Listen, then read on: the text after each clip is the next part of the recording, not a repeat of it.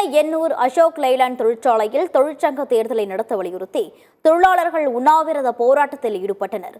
Chennai எண்ணூரில் Ashok Leyland தொழிற்சாலை செயல்பட்டு வருகிறது. இந்த தொழிற்சாலையில் பணியாற்றும் ஊழியர்களுக்கான தொழிற்சங்க தேர்தல் 1.5 ஆண்டுகளுக்கு மேலாக நடத்தப்படாமல் உள்ளது. மேலும் தற்போது உள்ள தலைவரின் உடல்நிலை ஓராண்டிற்கு மேல் பாதிக்கப்பட்டுள்ளதால் தொழிலாளர்கள் கோரிக்கை தொடர்பாக தொழிற்சாலையில் எந்த பேச்சுவார்த்தையும் நடைபெறவில்லை என கூறப்படுகிறது. இந்நிலையில் தொழிற்சங்க தேர்தலை உடனே நடத்த வேண்டும், போனஸ் பிரச்சினை, தொழிலாளர்களுக்கு மருத்துவ காப்பீடு, தொழிலாளர்களின் வாரிசுகளுக்கு வேலை உள்ளிட்ட கோரிக்கைகளை வலியுறுத்தி எண்ணூர் அசோக் லைலாண்ட் தொழிற்சாலை தொழிலாளர்கள் உண்ணாவிரத போராட்டத்தில் ஈடுபட்டனர். சங்க தேர்தல் முடிந்து ஒரு 18 மாதம் ஆகுது. குறிப்பாக சங்க தலைவர் உடல்நல பாதிக்கப்பட்டு அவர் எந்த ஒரு அலுவலையும் சங்கத்தில் கலந்துக்க முடியாத சூழ்நிலை ஒரு 15 மாதமாக இருந்துட்டு இருக்காங்க. ஸோ அதனால் எங்களுக்கு நிலுவையில் பல கோரிக்கைகள் நிலுவையில் இருக்குது.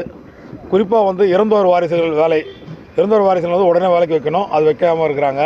அதே போல் வாரிசு வேலை ஏற்கனவே தொடர்ந்து ஒரு 135 பேர் வச்சோம், அது தொடர்ந்து வைக்க வேண்டியது அதுவும் நிலுவையில் இருக்குது. அடுத்தது போனஸ் வரக்கூடிய பேச்சுவார்த்தை ஆரம்பிக்கணும், அந்த போனஸ் பேச்சுவார்த்தையும் ஆரம்பிக்க முடியாத சூழ்நிலை இருக்குது.